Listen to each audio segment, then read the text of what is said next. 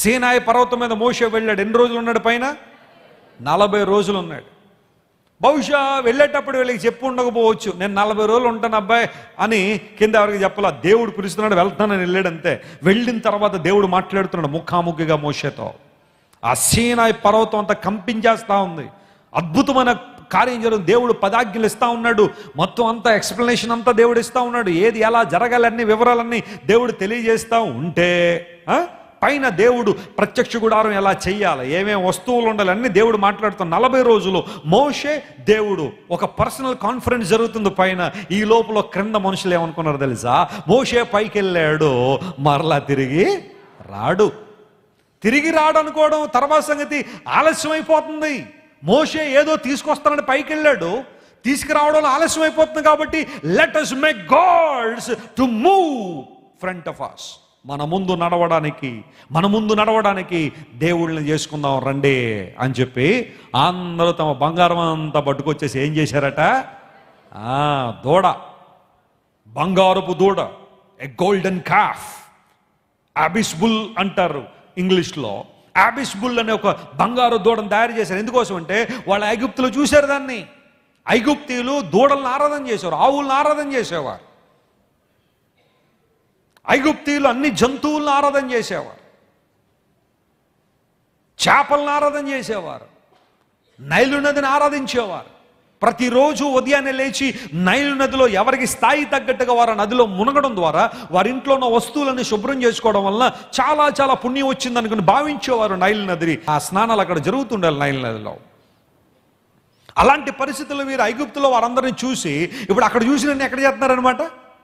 చెప్పండి, అక్కడ చూసిన ఎక్కడ చేస్తున్నారు? ఈ మార్గంలో. కొన్నిసార్లు నువ్వు అనుకుంటున్నావు నేను చూడడానికి వెళ్తానండి అంతే. నువ్వు చూస్తావు, తర్వాత ఏం చేస్తావు? అబ్బా బాగా చెప్తున్నారు, ఇంకొంచెం గట్టిగా చెప్పండి. చూస్తావు, తర్వాత చివర్లో చూడకూడనివన్నీ చూస్తే చెయ్యాలనిపిస్తుంది.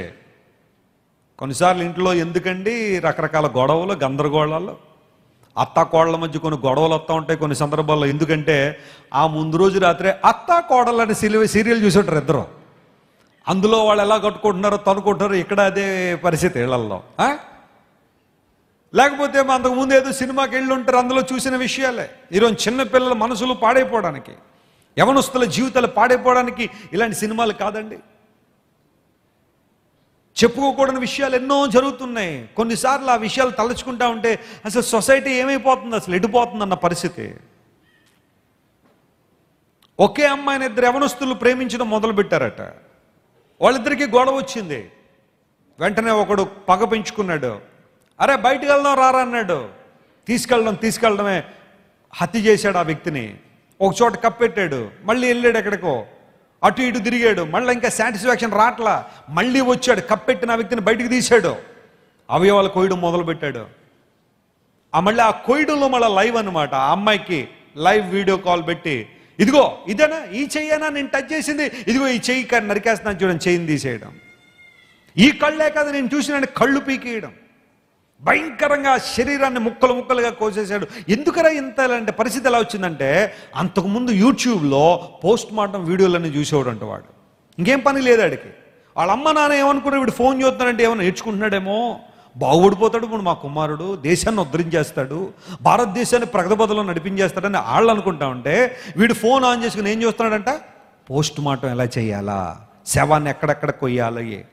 ఆ ఇన్వెస్టిగేషన్ దొరకకుండా ఉండాలంటే పోలీసు వాళ్ళు ఆ ఫారెన్సిక్ ల్యాబొరేటరీలో ఆ పరిస్థితులు దొరకకుండా ఉంటే ఏ అవయవాన్ని ఎలా కట్ చేయాలి ఇలాంటివన్నీ యూట్యూబ్లో చూసి ఆఖరికి అదే ఎగ్జిక్యూట్ చేశాడు. ఇప్పుడు కటకటాల వెనకాల ఉన్నాడు. ఏమైపోయింది జీవితం? జాగ్రత్త సుమా, చెల్లెమ్మా, తమ్ముడు, చూసేస్తున్నాను కదా అనుకోద్దు. ఏం చూస్తున్నావు అదే చేస్తావు. ఇశ్రాయేలు ప్రజలు అది చూశారు. ఐగుప్తు దేశంలో వారు దూడను ఆరాధన చేయడం, ఆవును ఆరాధన చేయడం చూశారు. మళ్ళా సమయం రాగానే మోషే కొంచెం ఆలస్యం అయ్యే లోపల, చెప్పండి ఈ తతంగం అంతా ఎప్పుడు జరిగింది? ఆలస్యం జరిగినప్పుడే. అక్కడే నీ విశ్వాసం ప్రూవ్ అవ్వాలా, అక్కడే నీ విశ్వాసం బయలుపరచబడాలి. హన్న ఆలస్యం అయిపోయిందని మరొక చోటకి వెళ్ళిందా లేదా షిలోకి వచ్చిందా? చెప్పండి గట్టిగా అందరూ. ఆలస్యమైనా కానీ షిలోహుకే వచ్చింది, కానీ మరొక ప్రాంతానికి వెళ్ళలేదు. గట్టిగా చప్పట్లు కొట్టి దేవుని అనుమతింపరచండి. That's the genuinity the spirit of God is expecting. నీ నుండి నా నుండి దేవుడు కోరుతున్నదే. కొన్నిసార్లు దేవుడు తన ప్రణాళికను బట్టి ఏదైనా ఒక ఆశీర్వాదం, అద్భుతం ఆలస్యం చేస్తున్నాడని నువ్వు కృంగిపోవాల్సిన అవసరం లేదు. ఆ ఆలస్యంలో ఆనాడు ఇశ్రాయేలు తీసుకున్న తప్పు నిర్ణయాలు తీసుకోవాల్సిన అవసరం లేదు. ఇంకా రాడు మోషే, అలా సేనా పర్వతం నుండి పరలోకానికి వెళ్ళిపోయి ఉంటాడు. ఇప్పుడు మనల్ని నడిపించడానికి ఎవరొకళ్ళు కావాలని చెప్పి బంగారు తోడ తయారు చేసి, బైబిల్లో ఓ మాట రాయబడింది, ఆ బంగారు దూడ చుట్టూ నిలబడి మమ్మల్ని ఐగుప్తులో నుండి తీసుకొచ్చింది ఇదే అని చెప్పి ఎవడికి వాడు తినడము, లేవడము, ఆడడము, అవన్నీ డీటెయిల్స్లోకి వెళ్ళనులేండి. ఆ తర్వాత ఎప్పుడైనా బైబిల్ స్టడీ చేసినప్పుడు చెప్పచ్చు అవన్నీ. ఇప్పుడు చెప్పాలన్న ఉద్దేశం కాదు. ఆడడం అంటే వేరొక అర్థం ఉంది అక్కడ.